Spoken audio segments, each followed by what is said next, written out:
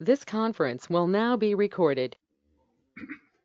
Okay, so we would like to support or thank our supporting sponsors: Bayer, Foundation Medicine, Janssen, Myriad Genetics, Novartis, Telix, and Blue Earth Diagnostics.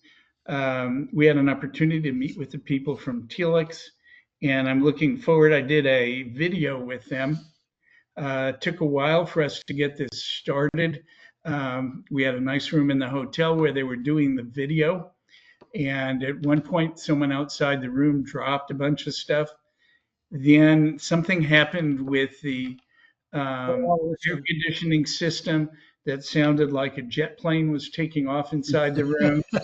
And then we got into it the third time, and my phone, which I thought I had shut off, started playing music. So it was a while before we could finally do that interview, but I'm looking forward to see that when it becomes available.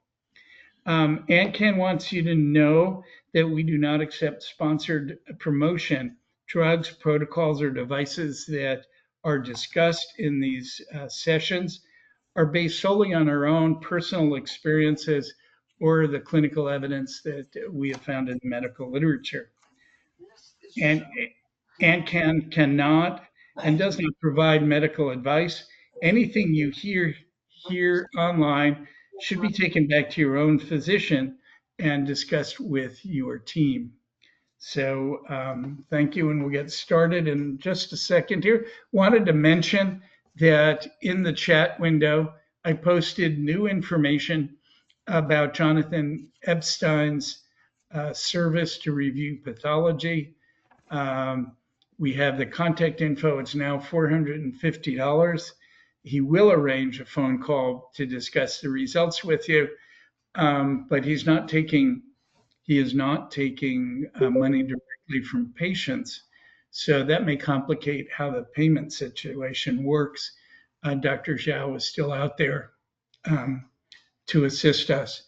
I also posted a video from Dr. Amar Kishan on a biochemical recurrence after radiation therapy and some information about surgery versus radiation in more advanced cases.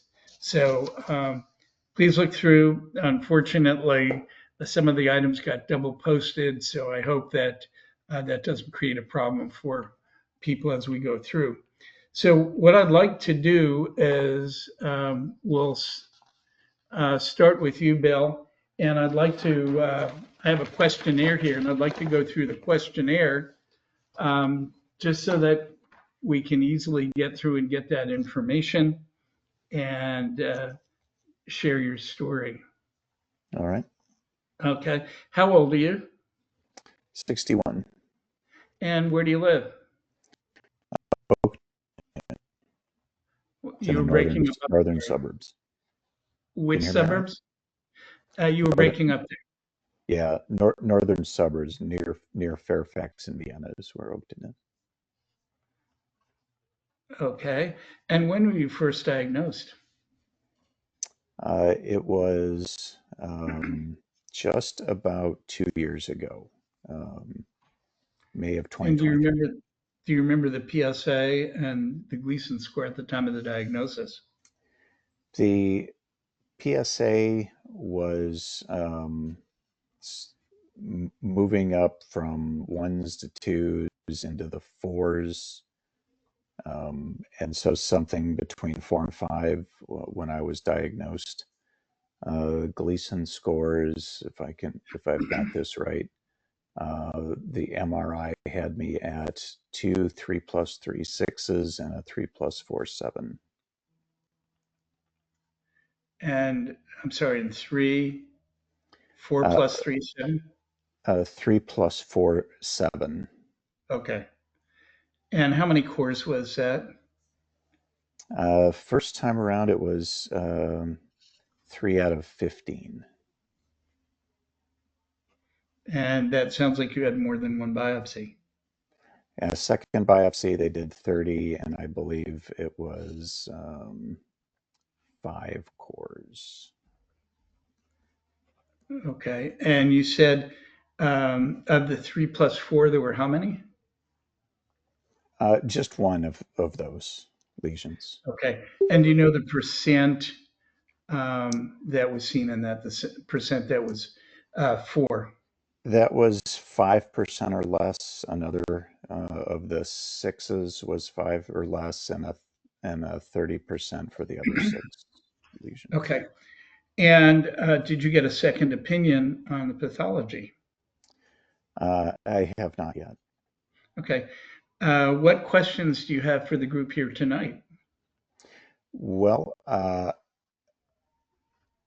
each of the MRIs was different, and so they each saw something a little different. And the second MRI put me into a medium risk, and then the third MRI they felt was a better look and put me back into the low risk. But that medium risk opened up the opportunity to uh, seek treatments instead of surveillance. So I'm certainly listening in on what is everyone, how are your experiences at deciding when to start treatment, and the ramifications.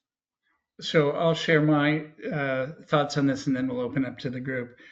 First of all, with 30 cores in one, 3+4, with only 5% 4, I think based on the standards, we're pretty much, you're one of the lucky ones that should continue with active surveillance.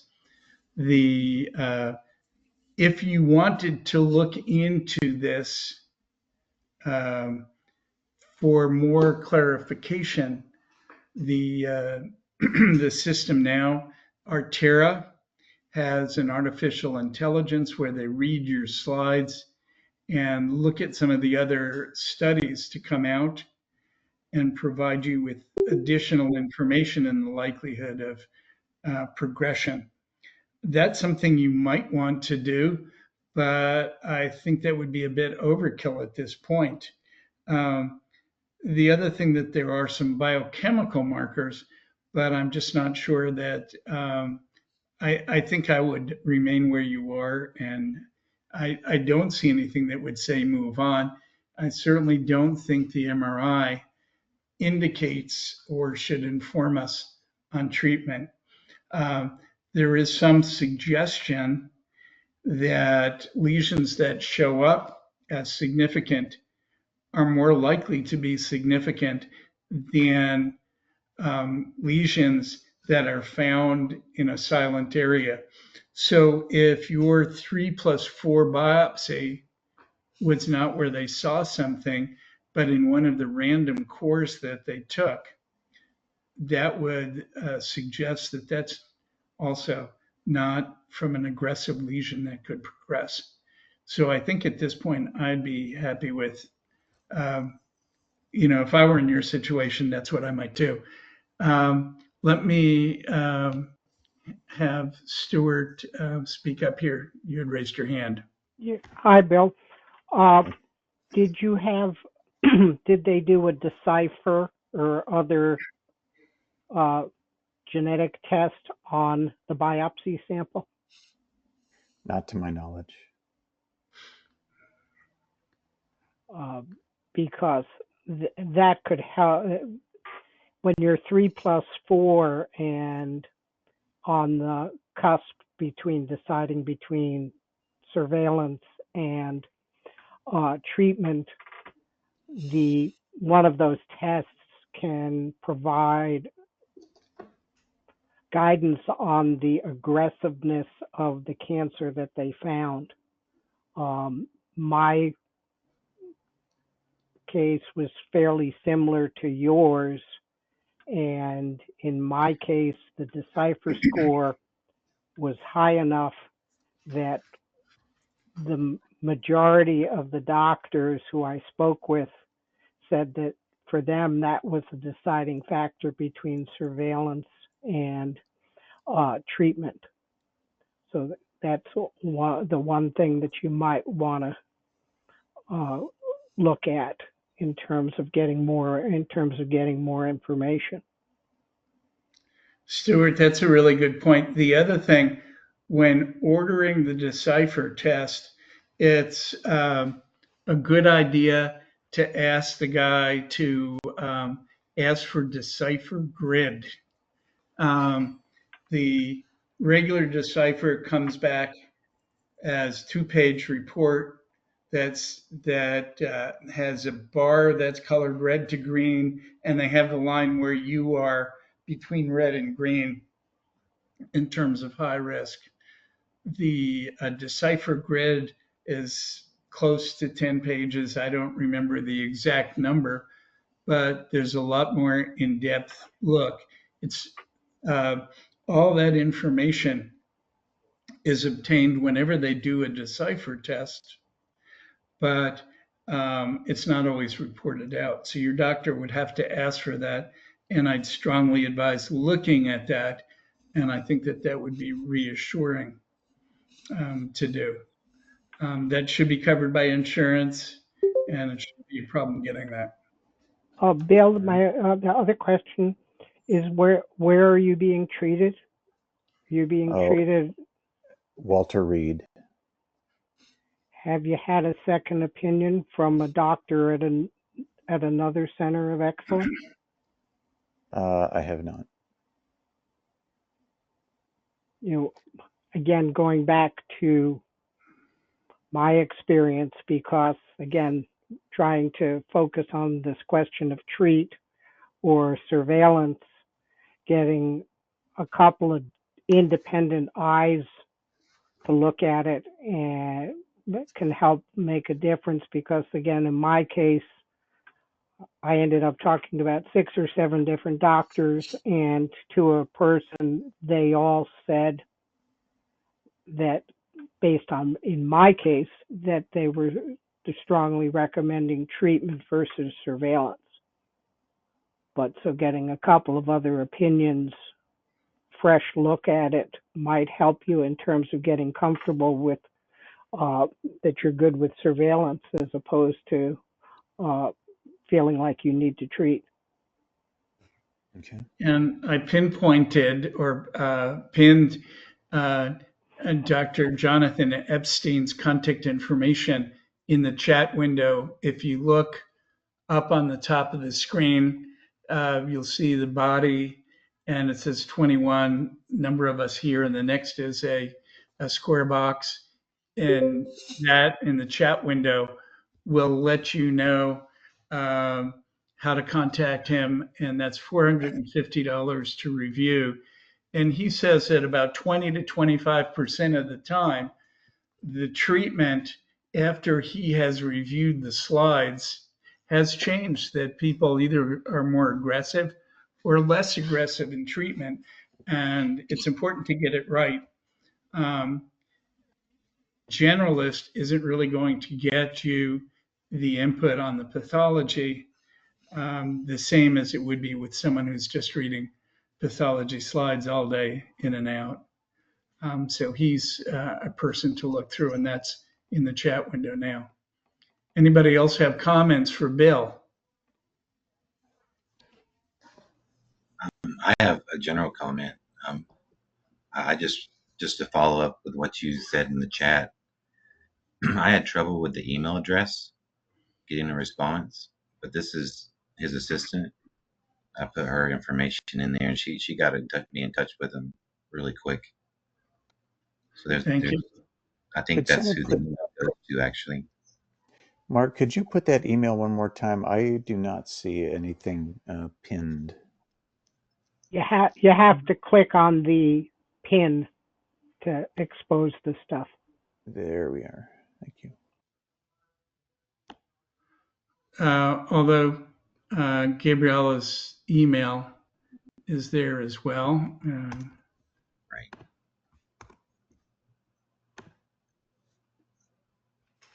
Okay. Anything else for Bill? Okay, we can move on then. Michael in Tennessee, you wanted some time. Go ahead. Okay, thank you. I have three, hopefully quick questions. If they're not, I'll just stick to one. But so I had a full body MRI for something completely different, and my urologist looked at that, saw a PSA of 6.3, and immediately did a biopsy. And this is before I knew anything about really what I didn't know anything about any of this stuff at that time. So first of all, I see Rick joined. I wanted to say thank you to him for staying on top of me with Dr. Sanda. I have reached out to him, and I've been trying to find people at Emory that's taking new patients. That's been kind of hard at the moment, but I did want to say thank you, Rick, for holding me accountable for that. I did appreciate the tough love there. But I guess my first question, just real quick, is I had this basic MRI, or sorry, basic MRI, and then they immediately, did a 17-core biopsy, and I didn't know how long appropriate time to wait before checking my PSA or getting the MRI that I need. Is there a quick answer? What did the biopsy show? I had one core of 3+3, another of 3+4, with less than 10% of 4. And how many cores in total? There were 7. Okay, 7 cores. No, 17. 17. Okay. So it was basically 16 random and then one targeted. So did you get a review on the pathology as we had mentioned for Bill? That's what I'm in the process of right now. It's been sent to Epstein and he's looking at it. Fantastic. And then also the DECIPHER Grid. As we all know DECIPHER, but the DECIPHER Grid is a new report with expanded information that's worth asking for. Next, I'm from Atlanta. I would not allow my dog who wanted to get spayed to go to Emory. Just my experience. And I got it on the computer and I got on airplanes. And ultimately, I went from Atlanta to UCLA for treatment. You don't have to fly all the way out here, but I just have not been impressed. Now they're scanning their MRIs there, and prostate imagery is good. They were actively involved in one of the new tracers, the Posluma tracer. They were in the study on that. Rick, I don't know if you remember the name of the guy from Emory who was involved in that, but that wasn't a urologist. That was a nuclear medicine guy. As far as urology treatment, for me, they pushed the proton, and I just don't think that's state of the art now. So I'd probably, where in Tennessee are you? I'm actually in Chattanooga. I'm right on the border. So Okay. Atlanta's not far away, Nashville, Knoxville. So if there's any centers that you guys recommend in this area, or doctors. I don't know anybody at the Nashville Center.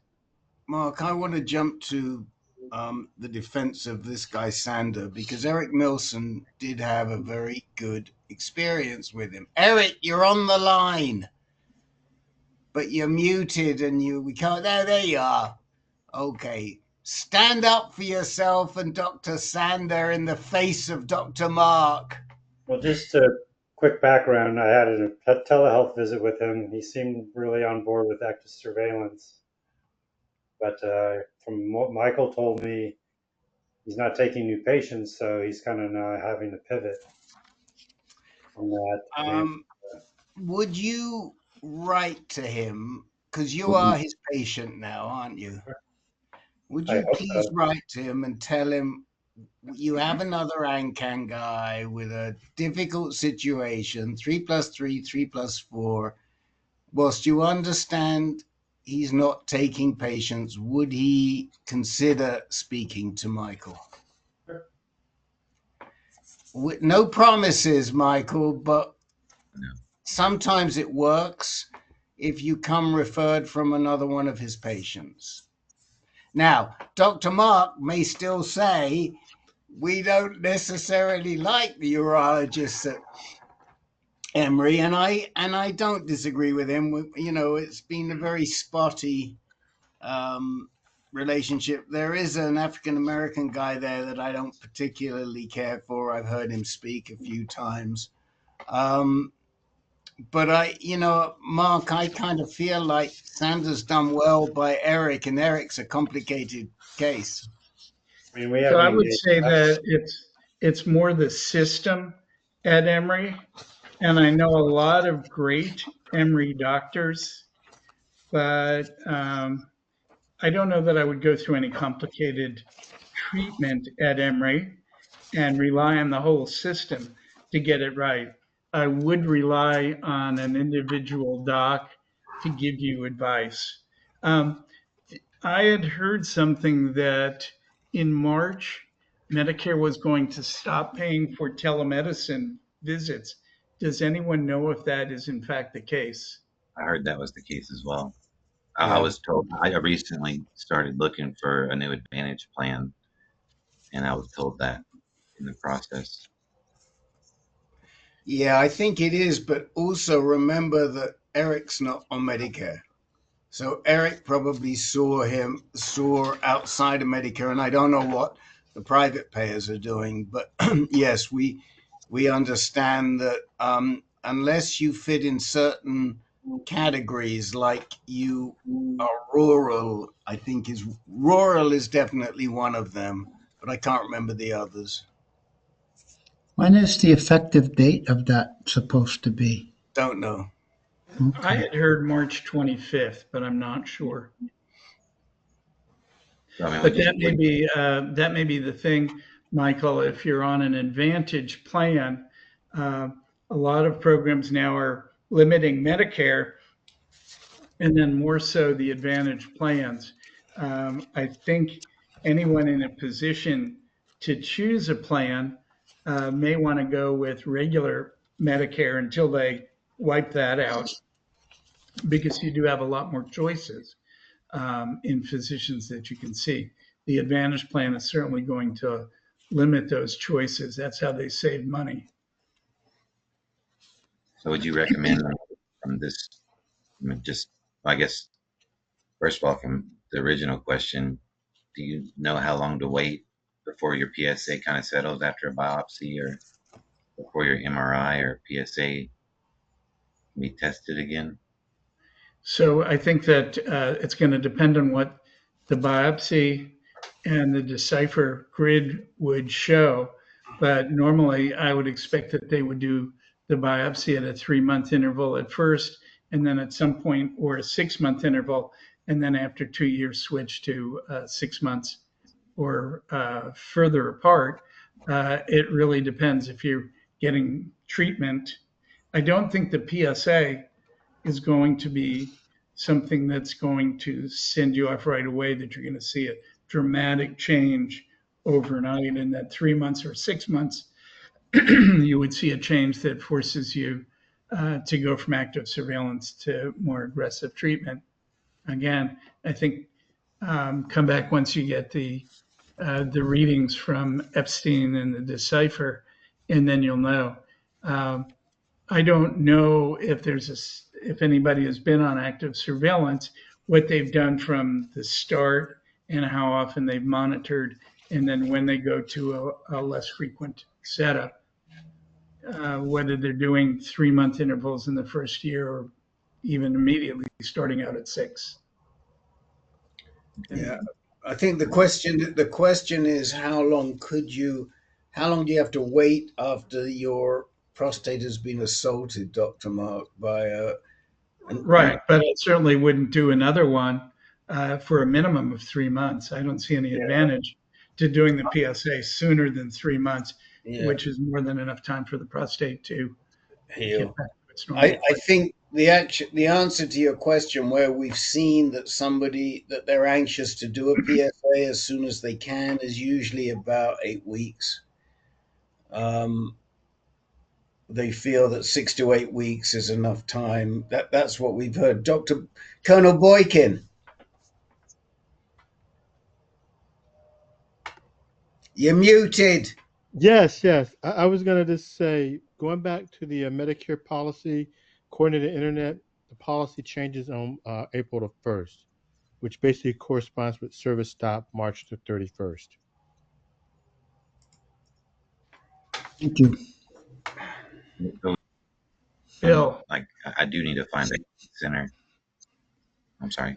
you might look at Vanderbilt as well. Again, I don't mind going to work or. I'm not sure who to recommend at Emory in terms of the urologist. Or in Atlanta, I saw someone in Atlanta, but I was looking more at radiation therapy in Atlanta and not through the urology. This is my last little chime in. I think this will be a little bit personal for you, Mark, but have you being in Atlanta? I didn't realize you were there. Have you had experience with Dr. Bush at all? Yes. I did not use him as a patient. I mean, as a patient, I didn't go to see him. I felt like there was a lot of hype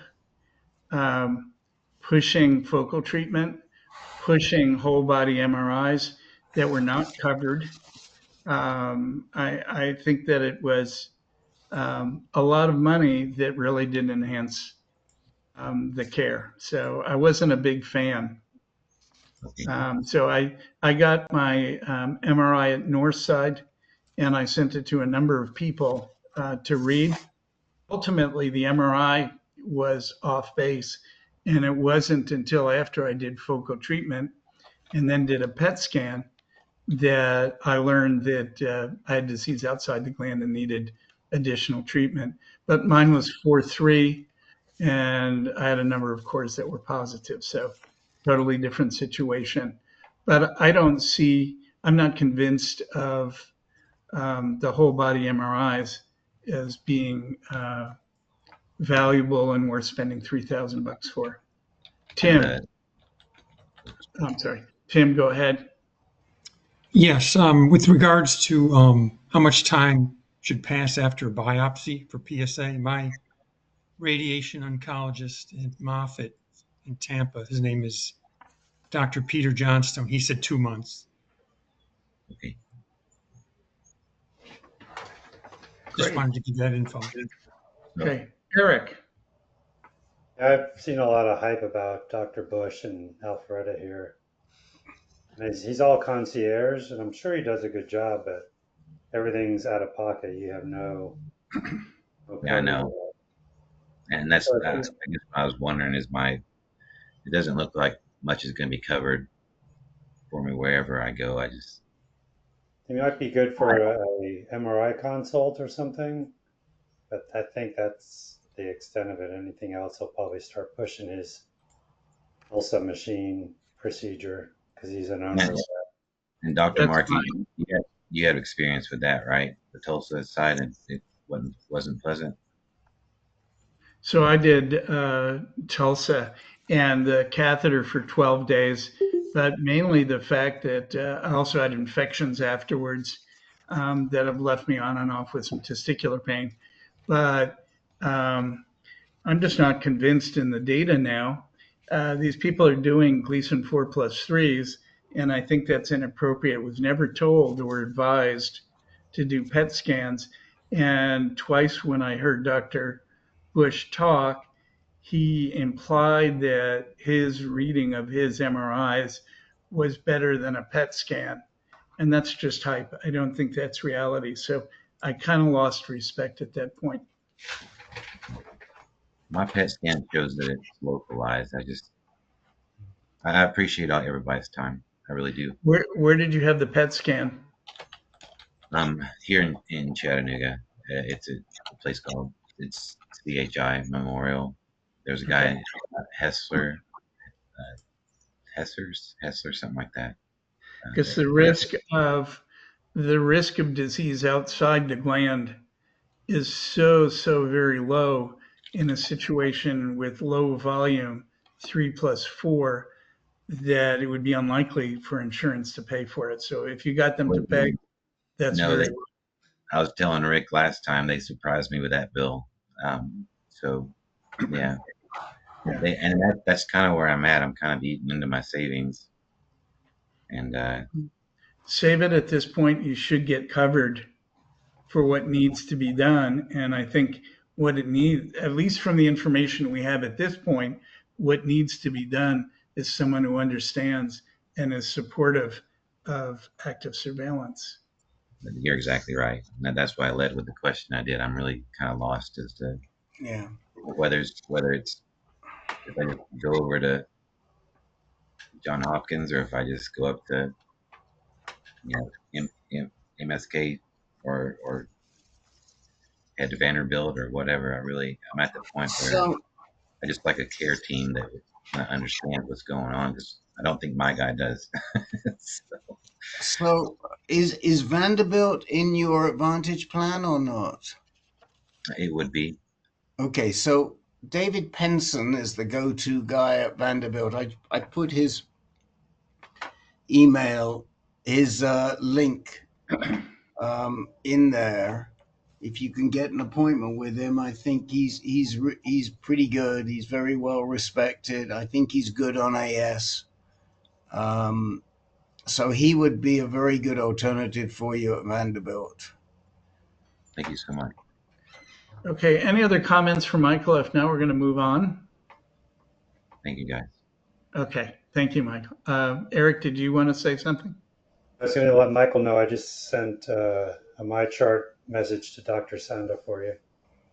Thank you so much, man. Sure. And send me your email, or have you sent me your email so I can follow up with you? And I have yours as well. I'll reach out. Great. Thank you. Okay. How do you say your name? I don't want to keep on pronouncing it wrong. Hi, everyone. Just call me Took. I'm sorry, it's breaking up. P-O-O-K. It's pronounced Took. Okay, thank you. Thank you. You had a question for us. I was just, well, I'm actually a T3B, but I finished my treatment like 2 months ago.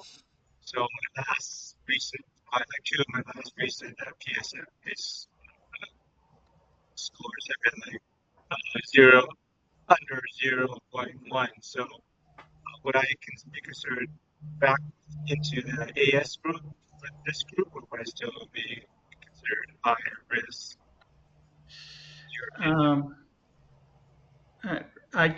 Your audio is breaking up too much. I don't know if you're using speaker or if you have a headphone. I'm just using my laptop speaker. Can you hear me better now? A little better. Thank you. Yes. A little bit. I think I got your question. Definitely not AS, because our active surveillance is pre-treatment active surveillance. It's not post-treatment active surveillance. So you definitely don't want to be in AS. I think you could justifiably, you could stay in this group. You're probably best, since you've had some treatment now, to be in the recurrent or high risk, recurrent advanced. Are you on hormone therapy, Took? Yeah, I'm still 18 months. For how much longer? It's been like 6 months already, so like another 12 months. Yeah, we can't hear you. That's the problem. Just tell me. One more year. One more year. Then you need to be in the group. You need to be in is the recurrent, the high risk recurrent advanced group, not this one. I thought I might just hang out and see what you guys say too.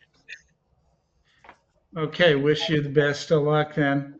Yeah, unfortunately, we cannot hear you. There's something wrong with your microphone or with the connection. So, so maybe go out and come back in again. But the group is, the group is the high risk recurrent advanced group for you, and Dr. John will be leading that tomorrow at 3 o'clock Pacific. See you Okay, then, Tuck. David, you're up. Okay, I got a bit of an update. I heard in an earlier group session, maybe 3 or 4 sessions ago, Dr. Mark and others were talking about the PROMISE registry. And at the time I was like, well, I already know I have prostate cancer. I'm not sure exactly what that's going to do for me, but it's free. So I went ahead and submitted a sample. Well, I found out, take me as a cautionary tale, that it is a good idea to do that.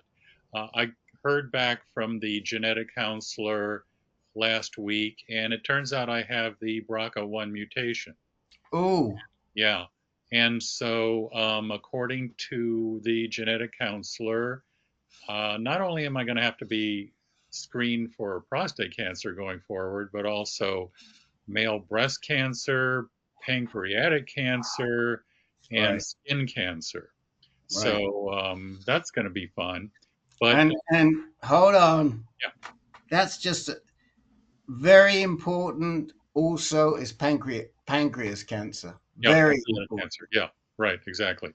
He mentioned And Jim Stewart has his hand up, so he'll contribute. But we got a lot to say on this, David. So Good. you finish, and then I'll jump in and give you some of our feedback. Please do. So I relayed that information to my medical oncologist, and I barely hit the send button, and I got a call back from her nurse saying, get in our office next week.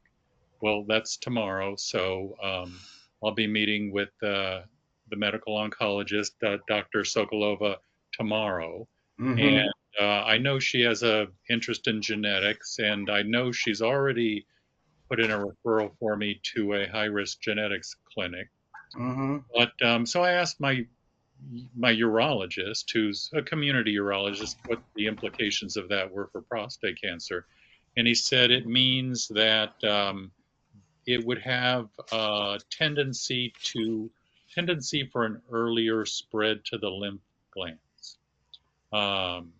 So between that and the ribiform that they found during my biopsy, I guess I've been debating whether to go a little easier on the treatment or a little more aggressive on the treatment. I'm starting to understand more what Rick and Dr. John were talking about in terms of just hitting it pretty hard the first time. And that's kind of where I'm leaning. I'm in the midst of talking to different radiation oncologists, getting their opinions. Of course, I've talked to 2 so far. I'll be talking with another one tomorrow and another one after that. The 2 I've talked to so far had opposite opinions, as usual, I guess. But I'm thinking, probably what the one I spoke with earlier, the one who was advocating a more aggressive approach, recommended IMRT, including the lymph nodes, and then a boost, and then 6 months of ADT. And so my question, aside from the BRCA issue, is what do you think of that kind of treatment approach? Let's just take these separately, because they're first will help. And please just put your email in the chat window or send it to me again. I'll explain to you why momentarily, and definitely we need to hear from Jim Stewart when I finish. But the fact that you have a BRCA mutation really calls for treatment. If I recall, you're 4+3, isn't that right? Is that right? Correct. 4+3. So if you were 3+3, it would call for treatment. We tend to, with the the best urologists in the country who understand BRCA call for quick treatment. And those are people like Peter Carroll at UCSF, or Vincent Laudon and James Eastham, or the people at UPenn. I can go on. Secondly, your urologist is maybe not that well educated on BRCA. Okay. Because it's not great to radiate people with a BRCA germline mutation. Oh, it Reason is. being that every cell in your body carries that mutation. And what we seem to think, it's a little debatable, but not that debatable, is that that BRCA germline makes you more sensitive to radiation. Okay. So we've seen people get radiation with adverse effects just because they're overly sensitive. And you really, at this point, and this is something to address with Sokolova tomorrow, because it may, even though you're not keen on surgery, it may push you to choosing surgery because the radiation could really screw up your urethra, your urinary channels. We've actually seen it. We've actually had men that it's happened to. And so it becomes really important. Next thing is, and I'm also working with a gent who was in the group last week who just found out from Promise that he's BRCA2. And we're guiding him as well.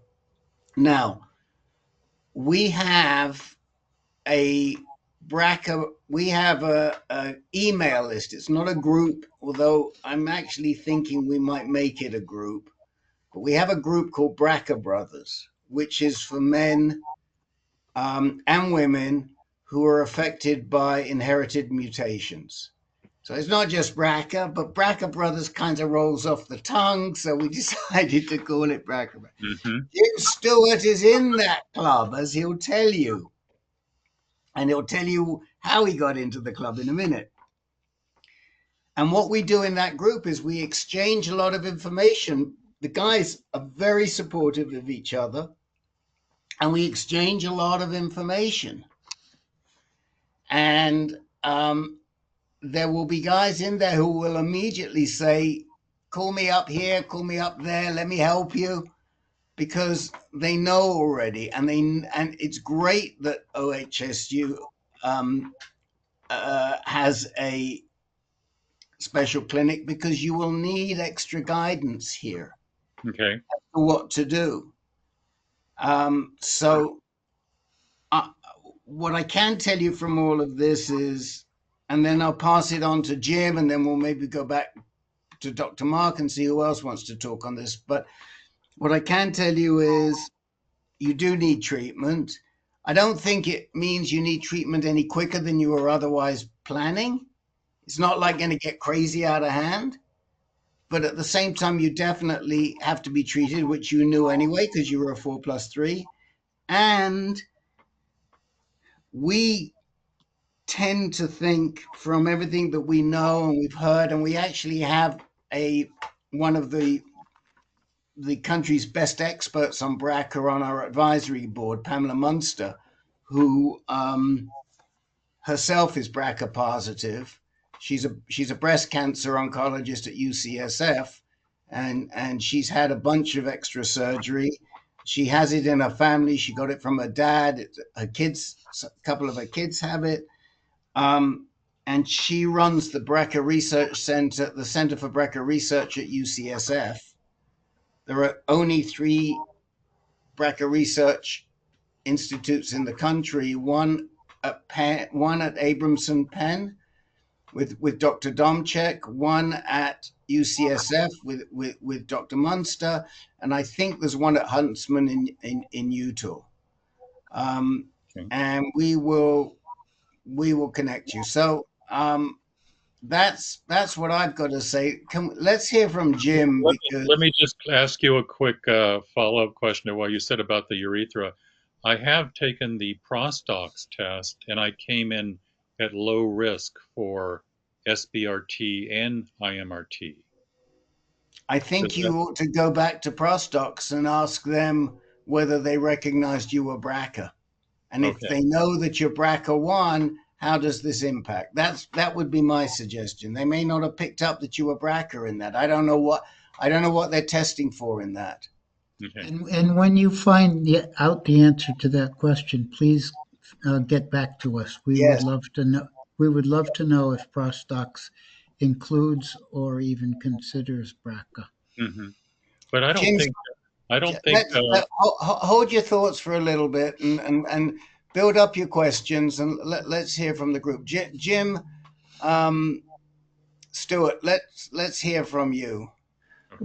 Hello, everybody. I just wanted to repeat kind of what Rick was saying. It's so important for you to stay on top of everything because so many, my experience has been that so many of the people that I dealt with, and I'm in Reno, Nevada, which is a little more unsophisticated, I guess. No one really seemed to grasp what was important for treatment as far as the BRCA went. It was pretty much, you know, everybody just kind of shrugged their shoulders and did nothing. And my first biopsy, I had 2 positive cores of 3+3. Then thank you again, Rick, for getting me into the UCSF group. But they said have another biopsy in 6 months because you want to keep an eye on this. And 6 months later, it had progressed to 2 positive cores, and one was 3+4. And at that point, we said, okay, treatment is the next step. So it's really up to I really encourage you to be proactive and make sure that everybody knows what's going on and you're comfortable with the decisions being made. And the BRCA Boys is a great resource. They like to be called the club that nobody wants to belong to, and it's just a number of guys all across the country who have been through what you're going through right now. So I really encourage you to get in touch with them and how do I do that? How do I do that? I'm sure Rick will send you the link to the email Okay. for the group. Okay. No, if you send me, all I need you to do is to give me your email and your last name, and I will add you to the BRCA Brothers email distribution, and I will introduce you to the group. And from there, as Jim will tell you, these guys are wonderful, and they will all reach out to you Okay. and give Great. you their information. All right. Yeah, and it's nice because they're all across the country. So no matter where you are living, they've got the good, more BRCA focused resources to direct you to, so that you can be sure to have that taken into consideration for your treatment plan. Okay. Thank you. And I gotta say, and I realize, it may be an economic issue, but if your insurance covers it, I would give you the same advice that I gave to Jim, which is to go down and have a consult with Peter Carroll, because first of all, he's probably one of the best, definitely half dozen, if not the 2 or 3 urologists in the country. Secondly, he has a very, very strong interest in this BRCA. All right. And I think Jim will tell you he's a great doctor to work with. And so if you can do it, plus you also have the backup of Dr. Munster at the BRCA Research Clinic. So it's a pretty good choice. Now, I was just talking to another one of our board members, Dr. Estathiou, on behalf of this other guy. And there's another doc she likes on the East Coast, but and it's neither Loudoun nor Easton, but somebody very close to them geographically. But this has been our experience. We now have 14 people currently in that group, in that BRCA group. Okay. So just let me have your details, and I'll take care of getting something out on you today or tomorrow. But getting back to what you said about the urethra, my, Sloan Kettering nomogram said if I did surgery, I got about a 50% chance of having a recurrence within just the first 5 years. So it's Okay, going to have to be but radiation. recurrence is not having to wear diapers for the rest of your life. I mean, what happens is, and this is, I mean, it happened with Professor Bill, who himself was a yeast geneticist at Roswell Park and was on our board and our advisory board, carried BRCA2. Okay.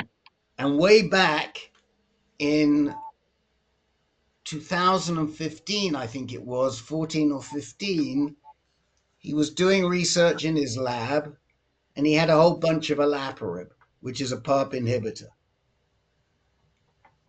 And he spoke to Johann de Bono, who's kind of the father of PARP inhibitors at the Royal Marsden in England. And he said, Johann, what do you think about me taking this? And Johann said, this would be a great idea. So he went to his lab, and he'd already had a radical prostatectomy.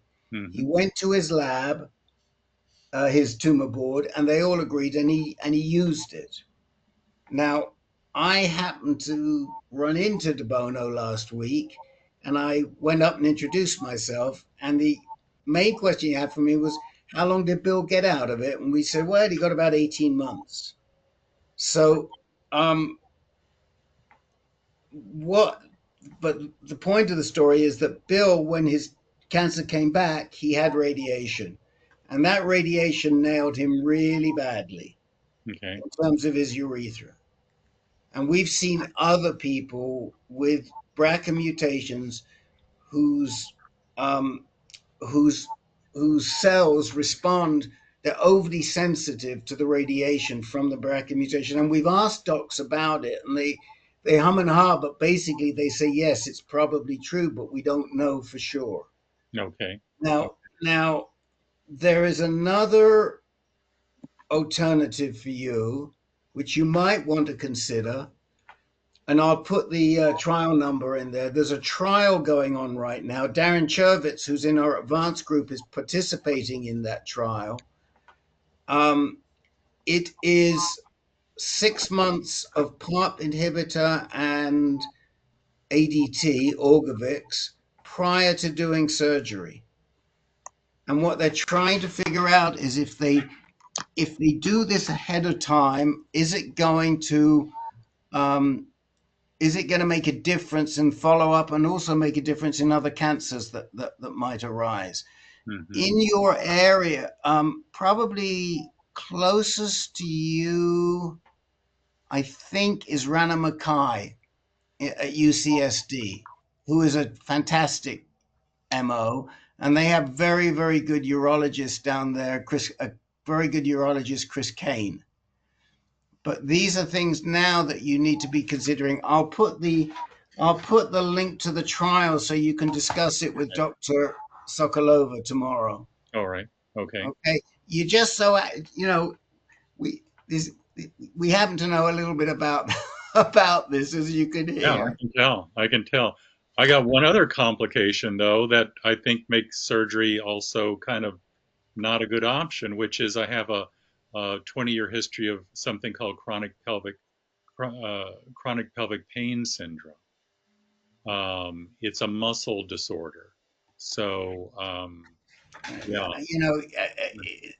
that's above my pay range. I can only tell you. So that's something that need to be discussing with somebody like probably Dr. Mackay or maybe even Dr. Sokolova or some of these other people, and then you've got to trade that off against the damage that and what type of radiation. So there's a lot of issues. Okay. I don't know. If you didn't want to do the trial, I'd send you to Peter Carroll. If you did want to do the trial, I'd send you to Chris Kane. Okay, that's good to know. Thank you very much. Yeah, I'll send you an email later. You can also invite your first-degree relatives to get tested if you have any children or siblings. Oh yeah, no, I'm the last of it's that BRCA clearly has swept through the family. I'm the last of Oh, the kind. last man standing. No Mhm. Yeah. brothers or sisters either? Or woman. What was the cancer? What was your cancer history in the family, David? Lots of breast cancer. That's why. Now you know why. Yeah. Oh, exactly. Michael, Number you had 12. your hand up to comment. Michael, you're muted. I'm sorry. Jim, did you want to go first? You had your hand up. It's probably more important than what I have to say. I just wanted to make one more comment. As far if you do decide to go to consult with UCSF, and they want to do and you do it virtually, they want you to have a California address. Apparently, their policy is you have to be a resident of California to do virtual consultations. So do what you need to do to get a California address so that you can hook up with them Yeah. virtually. I've been running into that trying to talk to other Okay. doctors as well. Yeah. Washington State, same thing. Okay. All right. That was all I just wanted to throw out there, just in case Thank you you. go down that path. Mhm. Well, David, I was just curious what test you had. Like, I'm sorry, this is my own ignorance, but does the Decipher Grid give you this kind of information, or was this completely separate type of No, test? this was something called the Promise Registry that I heard from Dr. Mark, who was talking about it. So I applied for that. And it's associated with a study out of the University of Washington, I believe. Johns Hopkins. Oh, is it? It is showing up. Okay, I'm sorry. Do you have our post, Rick, to post so that they can get our link? Yeah, I'll put it in for you. It's Heather Chang at the University of Washington and Channing Paller at the University of Johns Hopkins, and they're coming towards the end. They wanted to recruit 5,000. They're at about 4,400 now. I will tell you, it is still open because I actually put a request in, and they're sending me a kit for myself because I've never tested. So I did that yesterday, so you can do it. And Michael, if you've never tested, I definitely think you need to test, and just to make sure that there's nothing funny going on. And I'll put the promise trial. First of all, I want to put the trial in for David, and then I'll put the promise trial in after that. Thank you. Okay, moving right on. We got a number of people who we need to get to. So, Stuart, you're up now. Real quick, I just passed 3-month anniversary from treatment and had my first PSA, and PSA is now 0.59 3 months post treatment, and I had my follow up with Dr. Nagar this past week, and he said that he was pleased with that number. He says it's consistent with the other folks in the trial. And he also said that what they're seeing is that PSA drops faster for the people in the trial who've had the combination treatment than the regular SBRT, where it takes 12 to 18 months to get to see that type of drop. So that, and he says his expectation based on the others is in 3 more months when we do it again, she'll probably drop further. And you're not on ADT, is that correct? Correct. So that's pretty good. Any comments for Stuart? John? Yeah, so what was your PSA number? Before? Yeah. It was about 3.3 right before we started the treatment. Okay, yeah, because I just saw Dr. Nagar today, and my PSA went from 3.4. You double that because I'm on Avodart, dutasteride, and down to 1.2. So he was pleased with that. So yours dropped faster though. Well, you were half. So yeah, I guess 1 for 1. It's mine was basically a 6.8, dropped down to, if you double the number, 2.4. Well, let's stick with the 3.4, drop down to 1.2. So Great. That sounds. John, did you have another question, or was no, that? I just wanted 3-month follow up, and that was it. So I had my first, and he told me to come back or retest in 6 months. So is that the protocol? I thought it was 3 months, 6 months. Well, I'm in the trial, and so they're doing every 3 months. Okay. Can we just stick with Stuart for the moment, and then we can come back to John. Stuart, I mentioned to you in correspondence, in email, the one thing to watch out for, and I would think it's the same with your trial. I always forget what's it called? Retire. That's it. Retire, right? Yeah.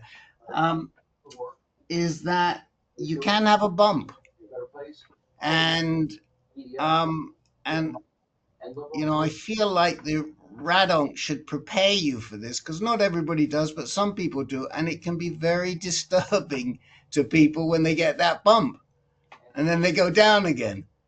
But Dr. Mark, you want to talk about the bump? Just see it, and it is not infrequent, and that's why one never gets upset with, or should never get upset with, a single rise. You need to look for trends, and repeating it 3-month interval is fine.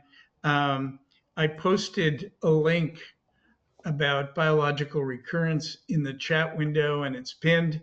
And in that, Dr. Kishon does speak about PSA bumps. So if you want to learn more about that, that would be a good video, YouTube, to watch. Yeah, I'm also going to ask Dr. Nagar if the other folks who are 9 to 12 months further into the process, whether they've seen any. The only unfortunate thing about the study, when I spoke to Dr. Nagar, is that they are just about filled and expect to close the study any day now. I don't know if he mentioned that and said that they are closed now or not. I talked to someone who wanted to find out about the study, and he had contacted McClure's office, and they were told that it was closed. At least this phase is closed. Okay. Anything else for Stuart or John? John, did Dr. Nagar say when you're going to do your next PET scan? No, I guess that's just six months. So after yeah. treatment, 6 I months on the question blood that. test. Yeah, he just come back and he's put me up with the support group. I guess I'll do my 6-month follow up PSA. He was confident that I mean, he's very confident. So I don't even know what to say. So everything so far, 3 months out, is no symptoms. Everything's everything works. No bowel, no urinary, no sexual. So that's all she wrote. Good to hear. Enrico, you had your hand up to speak. What's up with you? Oh, so I am patient of Dr. Nagar also. I just had the gel spacer inserted on Thursday because he recommended it. And then on this coming Thursday, I'll be doing the initial MRI, CAT scan simulation to get everything scheduled. And then in 2 weeks, I start the radiation, and it'll be 5 radiation sessions every 2 days. The spacer was the spacer from Boston Scientific. So I'm assuming it's the gel spacer OR or whatever, spacer or whatever it's called. Yeah.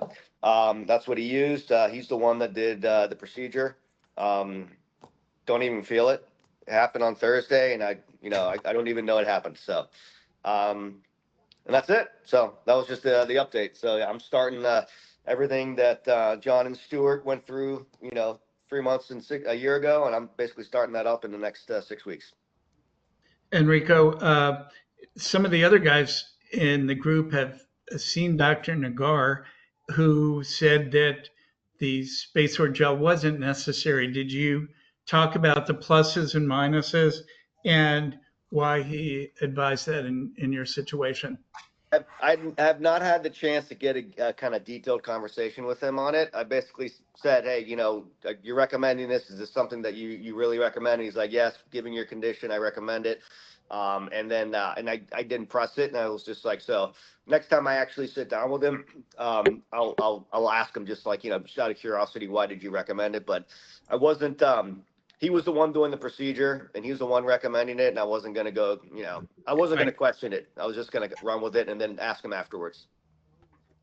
Okay, that's great. Wish you the best of luck on it, and hope you get to join the club of people bored by prostate cancer. And the more we can do a better job for people, the more boring prostate cancer can become for all of us. And that's our goal. I wanted to see, we had a couple of people who joined late. Caller on the phone, did you need some time this evening? Caller on the phone. Paul Ann, did you need time?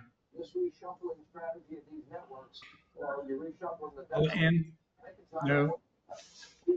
Let's see, Joe is gone. And we have Michael. I think Michael in Denver, do you need time? No, thanks, Mark. Okay, that's great. Scott, do you need time? No. Paul, how about you? Would you like some time? Do you have a question? I'm Paul H. Yeah. I know there's Paul N. No, I'm good. I actually got good news today. I was 11.5 on my PSA 3 months ago, and I'm down to 6.2 today. So I'm a happy camper. Fantastic. Jose, can you tell us a little bit about what you have planned for Wednesday? Okay, I was hoping to get away with. Sorry. For Wednesday, so first I have to say that Eric, who is on this, but he's not on the screen, Rick, he has been incredible helping me because I have no knowledge of this whole technical thing. Even to get on these meetings is a big miracle. So he's been great. Hannah's been great. We spent 2.5 hours the other day talking and, trying to figure this out because it's a lot to do in 1 hour. But anyway, it's an interview about me coming into weaving, why I came into weaving, which was cancer, and cancer as therapy, not only for me, but for the students that I teach at a hospital, cancer patients. And I will be showing some work and a little bit of weaving. And hopefully Hannah will get some of it and it'll be, something new for people. So weaving as therapy anyway. Is that good, Rick? We had a session a few sessions ago, a woman, Kelly Spillman, who has stage 4 colon cancer, who came on and talked about being a comedian. And in between courses of chemotherapy, she's just finished a nationwide tour. She would get her dose, be sick for a day, and then arrange it so that by the weekend she could travel to where she was having another show. And she's been all over. And last weekend did 3 shows in the LA area. So more power to her. Don't wish stage 4 cancer, but hopefully you'll get the attention that she has from stepping out and doing that. And talking to you is really exciting. Rick, how do people find this event? I just put a link in the chat window. It will take you to our page, and from there it will take you to the Marshes. You'll click and it'll take you to the Marshes page, and there should be a couple of options on the Marsh page to either join on YouTube or join on Zoom, I think it is. I'm just going to say it is at 10:30 on Wednesday night after Yes. the AS meeting.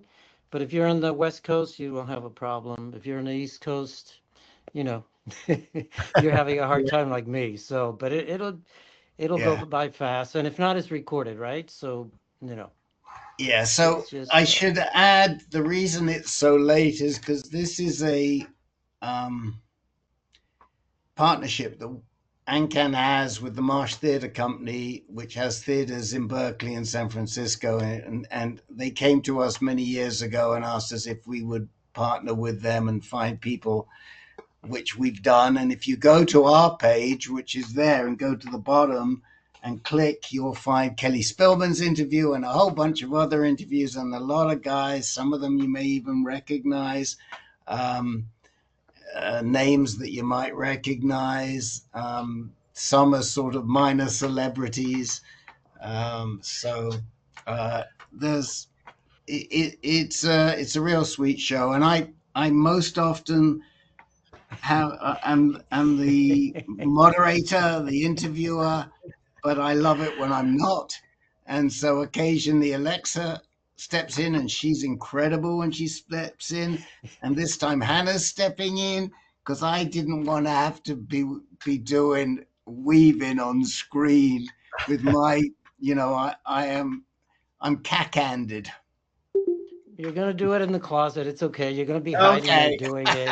You know, you'll be fine. Okay. And then I think Andrew's going to be next. You missed Andrew on the screen. I think Andrew is what? Yeah, next Andrew month, could be or next. Andrew it could be is. coming So, up. but you know, I'm just sitting here kind of laughing or smiling because I'm sitting next to everything that's rigged for this thing, and Erica has seen it, and it's just like it's a real shit show. What's up here? I'm actually right in front of where I'm going to be in the attic, Okay. and all this behind is looms and things and all that. So anyway, hopefully it'll be fun. You'll Sure do will. great. Don't sweat it. You will do fantastic. All right. Paul, you're up again. Remember, we can edit it as well, so we can always edit it. Okay. You won't Paul have to. in. Yeah, sorry, Mark, I couldn't get it back to the phone quick enough. So, no, nothing new today. But I do have a question. You mentioned you were going to post a link to Dr. Keyshawn presentation on recurrence in the chat. For some reason I don't see that link. It's should be all the way at the top. Let me see. It says managing biochemical recurrence after prostate cancer radiation. You can also look on YouTube, managing biochemical recurrence after prostate radiation on YouTube. And it was done, I think, in December last year. Paul, you need to click the pin. Click the pin and Oh, it'll okay. drop down, okay? Okay, click the pin, and then I got a small window that came up. Should be able to scroll through it and find it there. Yeah, if you click the pin, there's at the top there's a link to Dr. Epstein, and then below that is what Dr. Mark's talking about. Okay, well, if I can, oh, I see it. Okay, thank you. Thank you. Yeah, I didn't know this is a new thing. You got to click the pin. They surprise us. Hey, Michael, go ahead.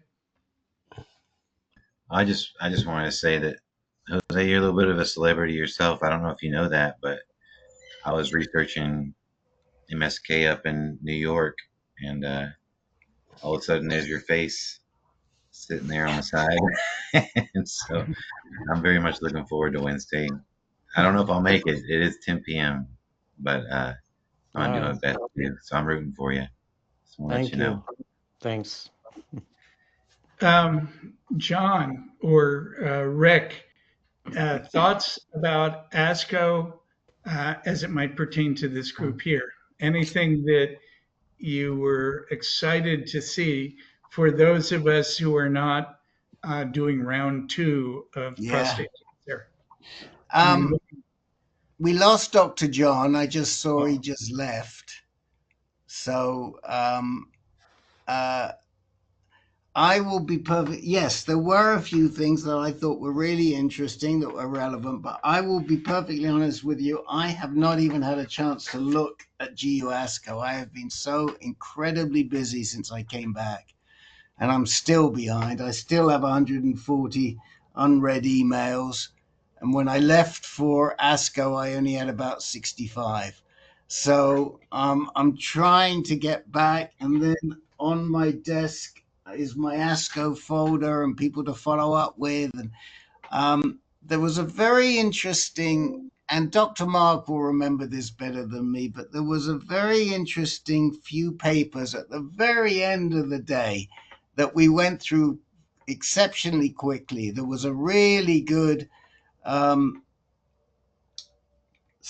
paper reported on a for advanced prostate cancer, and then there was a good report on diet, wasn't there? What was that thing on diet at the end of the day, Mark? I think they talked about it. I don't recall that they had a lot of take-home specifics. I just don't remember the details from it. I And know. it didn't.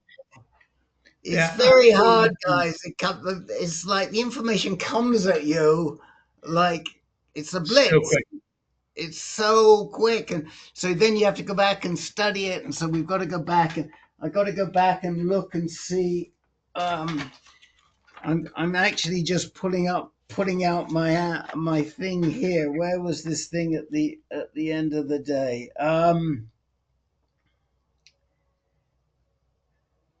High omega-3, low omega-6 diet. That was one thing that I thought was really good. And again, they want you to keep your omega-3 and your omega-6 in balance. I think it was around 2-to-1. This is this is what we call the Dan Dressen approach. If any of you are in the active surveillance group, you'll know he's always telling us that he doesn't like omega-6, but you do need some omega-6 and the omega-3. Oh, and the other one was that it was about gut health. Remember, Mark? Remember that presentation on gut health and how the influence of certain phytochemical rich foods with a probiotic blend seem to help. So, you know, again, with that, they were talking about not all probiotics were important. They did mention that lactobacillus was one of the keys, but I thought it was more involved, again, with active surveillance and progression than good evidence for those of us who had already been diagnosed. I don't recall anything about saying, other than if we're in active surveillance, it's a good idea to be more mindful of diet. Once we're at the stage where we're contemplating treatment, it may be less effective to manipulate diet. So that's all I had. I'm hoping that with all the changes, we know that there are a heck of a lot of cuts coming down. Half of the government money going into support research in prostate cancer comes through the military, and where those contracts the military spends on research is doled out through grants, which have all been put on hold. In Atlanta, over 1,000 people from CDC have been let go. So I don't know what this portends for prostate cancer research. I hope that we can still keep that up and going because it is so important. Yeah, I wrote about this in our advanced reminder this week. there was somebody, Mike Wynn's on the phone, so he may be able to say a little more, but there was a gentleman who's on the Zero board up in the Northwest, Seattle, who encouraged people to call their federal representatives to object. Now, I agree with that, but I don't think he gave us anywhere near enough information. What he said was that there are $4 billion in cuts. He didn't tell us how much of that affects prostate cancer. And he didn't really say where that $4 billion was, because the NIH budget is about $45 billion a year. So it's a very big budget. And they're trying to cut some stuff out. And to be honest, they should do. Because we've seen on the clinical side some really crappy treatment from NIH. And you know, NIH is not just about research. They do other things too. And there probably are a bunch of inefficiencies and some people that are deadwood that they need to get rid of. At the same time, had this gentleman provided us with the right information, we would have been able to go back and be specific. My experience is that when you do advocate with your legislators, you've got to be focused, and you've got to tell them exactly what you want them to do. And to go and tell them, well, there's $4 billion of cuts. How does that affect prostate cancer if you're advocating for prostate cancer? So I don't think this guy did his homework, which to some extent doesn't surprise me, because the organization he represents don't do their homework. And we know this, and we've seen this as recently as this week a couple of times. Now, all that said, what he could have done is he could have told you that the CDMRP, which is what Mark Perloe was just referencing to, which is the Department of Defense budget for research, is about $1.5 billion a year. And the prostate cancer portion of that last year was $110 million, actually a little bit down from the year before.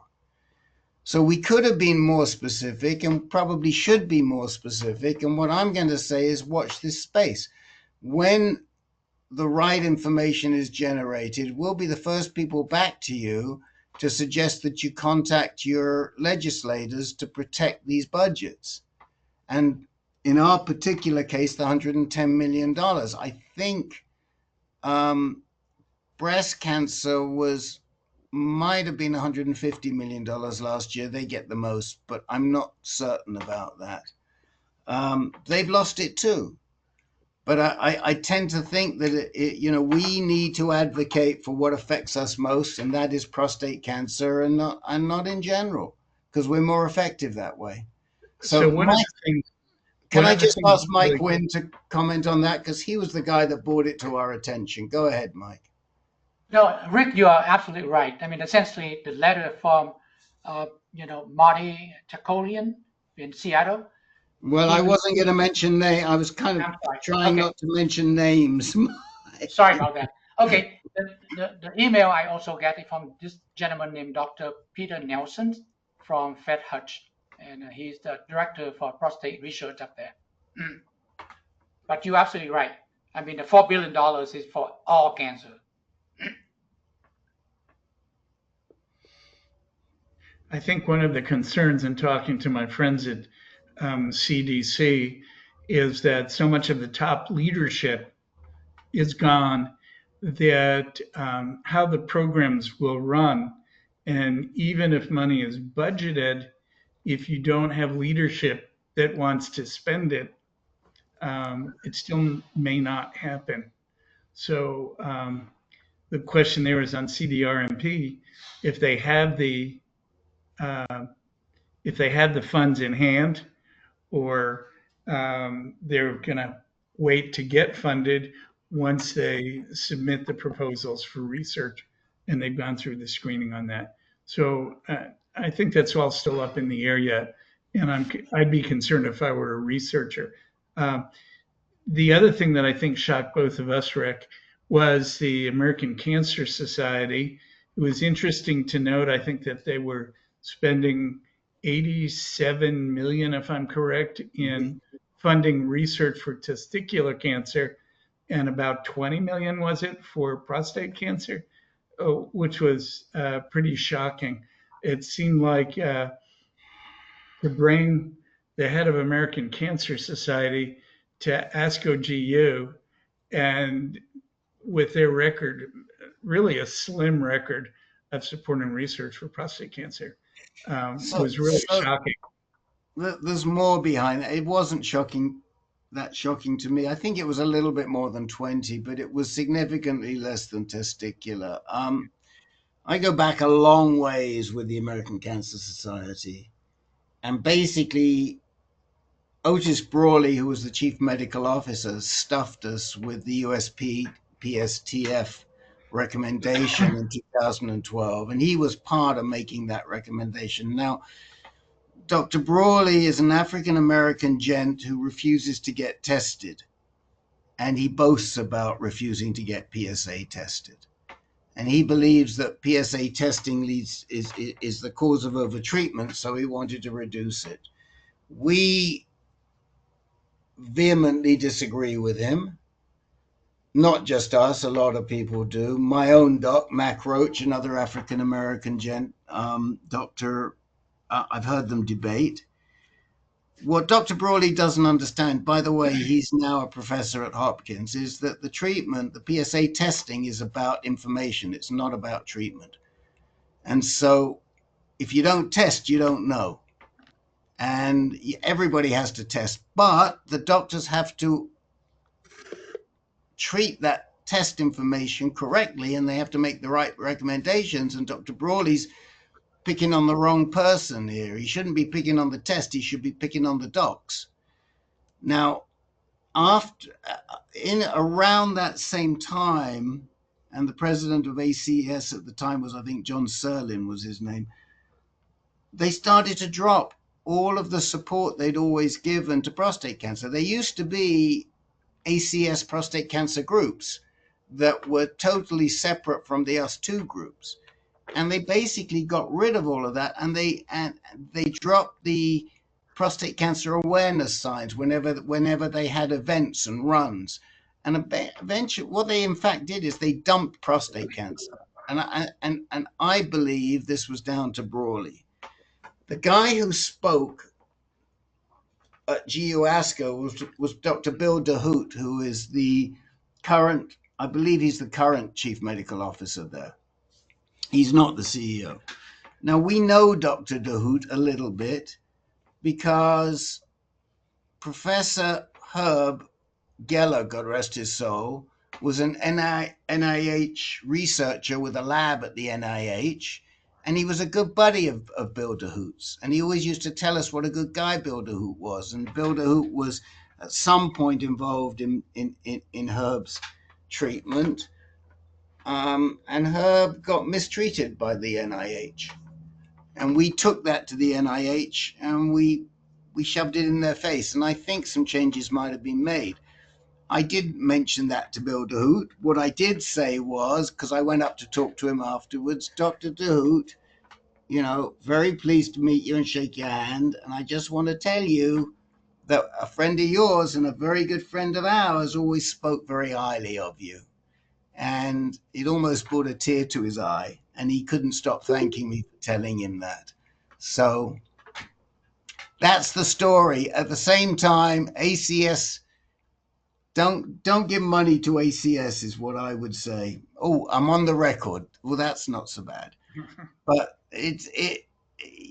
take a look at their administration costs, take a look at how much they give to prostate cancer, and your money can work a lot harder in places other than ACS until ACS decides it really wants to put its shoulder behind helping us with prostate cancer. Michael, in Tennessee, you had your hand up.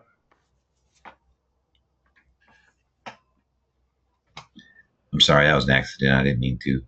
Oh, okay. Go ahead. Okay, I guess that's any other comments before we sign off for the evening? We did. I did have a lady call me about 45 minutes before the group started from Phoenix, and she was going to come in with her husband. I guess they never made it. And I had someone, Jim Marshall, had referred over, and he didn't make it either. So there's always another time. There's always another time. There's always another time. So, Tim just put his hand up. Okay, go ahead, Tim. Yeah, Rick, I enjoyed your bio and your particularly your two-back. Thank you. Town. That's all. Thank you. Second person today. I know people are slowly getting to it, but thank you very much. Yes, they asked me if I would do it, and I said fine. So I'm glad it brought a smile to some people's faces here, and not as much as of a smile as Jose will bring on Wednesday night. I know this. I know it. Rick, I can't wait to see what you weave Wednesday night. I want to see those results. That should he's be. He's gonna weave his hair. That's what I'm not weaving. I don't have a loom. I'm not doing any weaving. Hannah's doing the weaving. She's our artist, and Hannah will be doing the weaving, and Jose will be supervising, and we'll go from there. I managed to wheedle out of this one. Scott, you had your hand up. Go ahead. Hi. Actually, Rick, this is Kathy. I talked to you 45 minutes. Oh, Kathy! I couldn't Oh, figure my out how gosh. to get my microphone to work. I was Oh, so my frustrated. gosh. I have been here the whole time, and I so appreciate all you guys and your information. Me and my husband, we're pretty new at all this, but I ran across the website today when I was doing some research.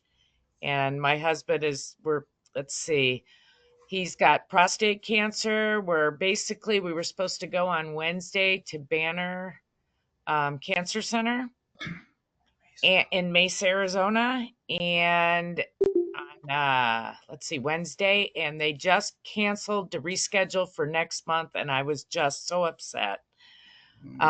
We're waiting for the DECIPHER score. We're waiting for the multi-division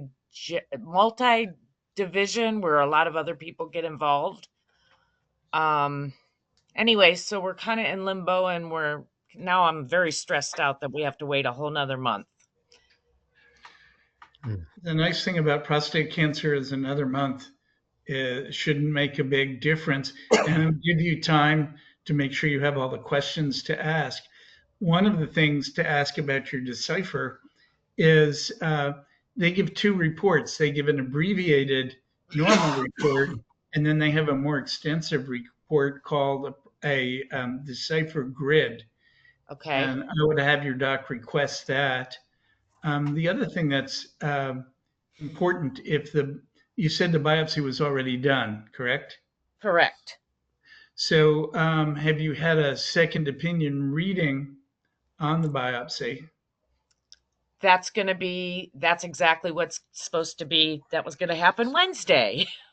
We were supposed to get all that information on Wednesday. We went and saw the Banner cancer place probably a month ago, and then they rescheduled it for all these retesting, second opinions, and stuff. So, well, it's important on the pathology to have that reviewed by a person who is experienced in just reading prostate pathology. And if you look up top, there's a chat window next to the thing that looks like a body. Yep. And if you click on that and click on the pin, you can find information about Dr. Jonathan Epstein. Yep. And he's one of the leaders in doing that. And they send the slides to him, and he actually rereads it. And that's really a good place as you're beginning this journey to get the information. It's not going to take a month to get that back, but about 20 to 25% of the time, that's going to change what you want to do based on his reading. Oh, okay. So, and I did hear you saying it was like $400 and some to have him read it. Yeah, $450. Okay. That's all right. I mean, whatever it's got to be. Yeah, the other alternative, I think, is Dr. Zhu cheaper Mark? Do you know? Can you remember? You know, I've heard 350, but I really don't know. Yeah. So Um, there's another. It just might be a slightly easier process, but one of Dr. Epstein's students, mentees, is a doc called Dr. Zhu. Um, Ming Zhu, he's a really good guy. He's done webinars for us, and Dr. Epstein's on our advisory board. And he's at Mount Sinai. He's another very good alternative. And what we strongly recommend is that you have your biopsies reread, especially if you're using somewhere like Banner in Phoenix, because they really they don't have the same level of expertise, Kathy. Okay. Okay. That's perfect. Are you going to be able to? Oh, you put them in there already, right? So Epstein's information is up there, and Michael, thank you, Michael. Michael's put Dr. Zhu's information. Either one is good, but don't let Banner tell you, oh, it's not going to make a difference, which is Okay. probably what they're going to say to you. I would, since you have the time now, I would get on that Banner portal and instruct them to send it either to Epstein or to Zhu right away, and it gets sent. It'll get sent from the hospital directly to one of those two doctors. Oh, really? So I could just send all my documents that I need to have them to be reread? That's right. Okay. well, it's Okay. not just the documents; it's the actual It's slides. the It's slides. People I Okay. ask to see the report, and it's Yeah. not the report. They want to put their eyes on the tissue. Yeah. Okay. Sometimes I tell people, ask them not to send the report because we don't want the report to necessarily influence what Dr. Zhu or Dr. Epstein are going to say. What they need are the slides.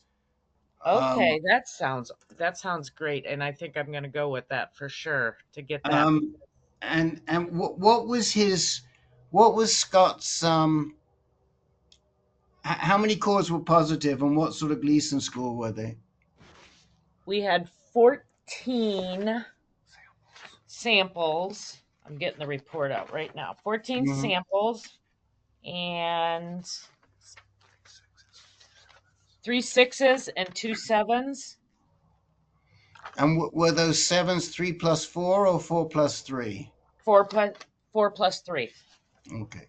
So if the sevens were 4 plus 3, it probably means that you need treatment. On the other hand, you may send those to Dr. Zhu or Dr. Epstein, and if they come back and say he was 3 plus 4, depending on how much they are, he may not need treatment. He may not need interventional treatment. He may be able to do active surveillance. Okay. That's where I'm thinking we're like teeter-tottering, but okay. Which, Well, I get worried about the active surveillance too, because then, you're like worried about it all the time. He definitely doesn't want to do another biopsy. That was not fun. It's not fun, but Dr. Mark, you want to talk about active surveillance and being worried about it all the time? um, I guess it's natural to be worried about it, and it's natural when someone says you have cancer. The first thing is that runs through your mind: Am I going to die of cancer? Yeah. The fact is that if you're in active surveillance, 1% would be bad numbers for this. This is something that even if you are in active surveillance and at some point it changes where you do need treatment, it's not likely that it's going to be a problem to treat. Um, there's also a video, link to a video in the side with people who've been treated, have recurrences, which would be similar to active surveillance and progression. And the overwhelming majority of these get treated successfully without complications. So this is not the people who really need to worry. The majority of the people who need to worry about prostate cancer are the ones who show up and have metastasis and disease spread at the time of initial diagnosis. So if you have an initial diagnosis and it spreads to the same place after a year or 2 or 3 on active surveillance, that's not nearly as aggressive as the same finding if it's present at the time of the initial diagnosis. So the key is going to be to get the reading on the pathology, and it's far worse to deal with the side effects of treatment that you don't need Oh, and yeah. that continue the active surveillance, because it's not something that people die of. It's that at least half the people need nothing again as far as definitive treatment. So I would definitely wait to get the reread on the pathology and the DECIPHER and come back and present or share those data with us. If it truly is a 4+3, it's going to be likely that a PET scan will be needed to evaluate the extent of disease and make sure that it appears restricted to the prostate gland. Okay, and we actually did have a PET scan, and it has not metastasized. It's affecting one of the nerves, so it just seems like they started talking about a prostatectomy right away. Well, that's a normal thing. It's not. How old is he? 63. So one of the things that you will often hear is that for younger men, doing surgery is better. And they don't say better than what. If you want to do surgery on someone who's 80-year-old versus someone who's 63 years old, I'd much rather do surgery on someone 63 years old than someone 80. Mm-hmm. On the other hand, at whatever age you choose, new modern radiation therapy is going to be equally effective, except perhaps in our people with the BRCA mutations, will be equally effective and come with fewer side effects if it's done in the right hands in an experienced center. So don't let them push you into surgery. There's just, I don't think that if you have a guy who has to catheterize himself because the symptoms of urination are so difficult that he can't pee on his own, that might be a person where surgery could be considered. But otherwise, there's so many different forms of radiation. The other thing that you'll often hear is radiation versus surgery, and that there are a myriad of surgery. There's the MRI Liniac, there's IMRT, there's proton, there's brachy with external beam, there's low dose brachy, there's high dose brachy. So there's so many different things that it's not one size fits all. And unfortunately, a lot of times that's what you'll hear. Jose. Can I just add a couple of things before we go to Jose and Michael? The other thing, Kathy, is if the urologist tells you that if you do surgery, if you do radiation, it's very difficult to do surgery afterwards, but if you do surgery, you can do radiation afterwards. That's really a myth today. And the urologists love to tell you that, to push you into surgery first.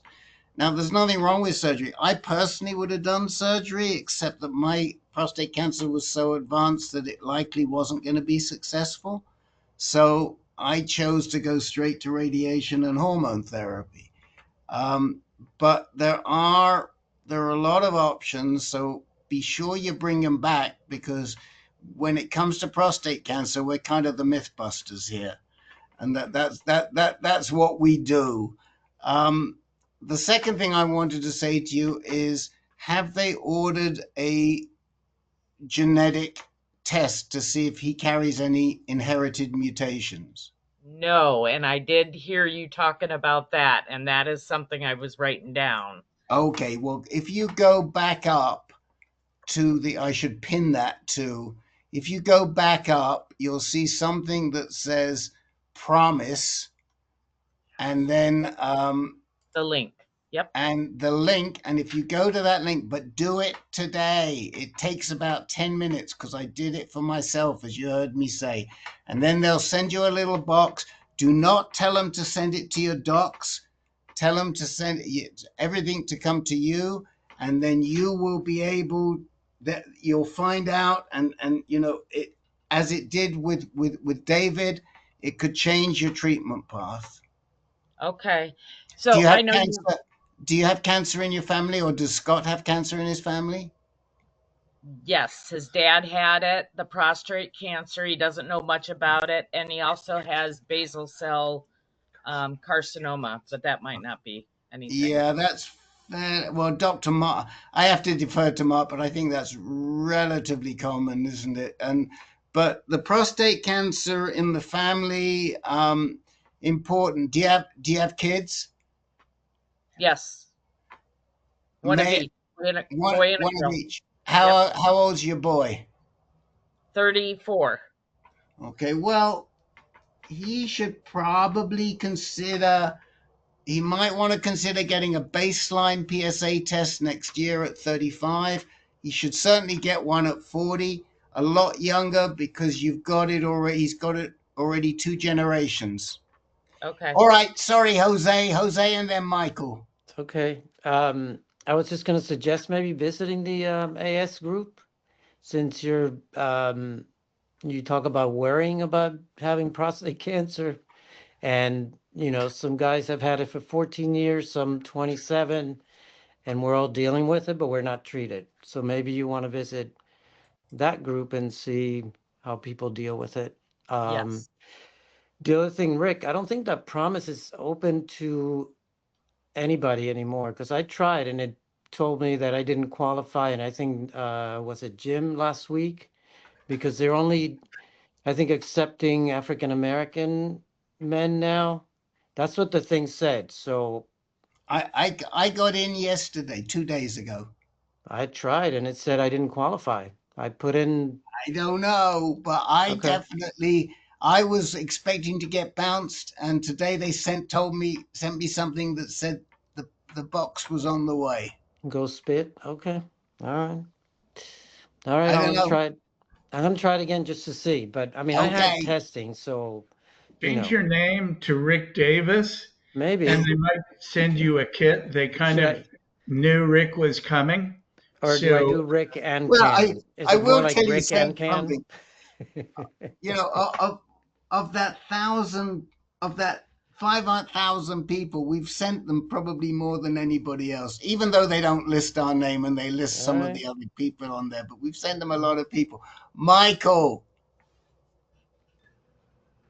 Oh, I was just going to piggyback on what I guess you guys have said to Scott and Miss Scott. Coming to these groups and shopping around at different groups is something I had to do for a while. And honestly, having my right now, I would consider it kind of a competent urologist. Make things, it's like everything was a roadblock for a while. Things kept getting rescheduled, and then he'd want to hurry up. He kept pushing to hurry up and do surgery, and that turned out to be a real blessing. So, because it introduced me to these guys, so I would highly recommend. And I was just a fly on the wall for a long time, so I would recommend getting Scott in here and just listening to these guys. It'll help you out in more Oh, ways than one. So. thank you very much. I'm talking about it. I think it's really helpful to share this. I in walking my dog, people asked about our moving here and mentioned that I moved here because I came out here for prostate cancer treatment and liked it and stayed. So all the neighbors now know that I'm the prostate cancer guy. And right before our session here, I was discussing biopsy procedure with one of our neighbors who had called about 5 minutes before we got online and start. So I think that that's really helpful. And I'll tell you that prostate cancer can be one of the most boring diseases. And that's our goal, is to make it boring for you. And it shouldn't be scary. It is. It always starts out when we hear cancer as being scared. I mean, for many of us, it's the first thing health wise that we've had to deal with. But I think you can hear from a lot of the people who've been through this that it really is been there, done that. And now we're just here to help other guys going through and realize that you can get to the other side of it. Yeah. And Kathy, Dr. Mark should probably tell you he now lives in Los Angeles because he didn't tell that part. He used to live in Atlanta. He was never a urologist, but he was a fertility endocrinologist for many for many years. So he knows his way around a little bit. Awesome. Thank you so much. I was called and offered a job in urology. Are you interested? And I said, no way, I'm done. I hung up my hat, and it's dog walking and prostate cancer for me now. All right. So thank y'all. Have a great 2 weeks, and we look forward to seeing everybody back then. Please tell your friends about it. Invite them to come. Yes. Thank you. Thank you. Good night. Thank you. Invite them to come on Wednesday night to see Jose weave. Good night. Okay. Good night. Good night.